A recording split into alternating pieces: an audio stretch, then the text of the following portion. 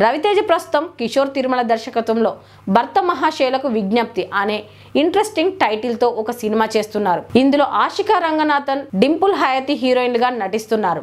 అలానే ఈ సినిమాతో పాటు రవితేజ తన తదుపరి చిత్రాన్ని దర్శకుడు శివ నిర్వాణతో చేయబోతున్నట్లు తెలుస్తోంది. ఈ సినిమాలో హీరోయిన్ గా స్టార్ హీరోయిన్ సమంతను ఎంపిక చేసినట్లు సమాచారం. ఇది నిజంగా ఒక డైనమిక్ కాంబో అని చెప్పాలి.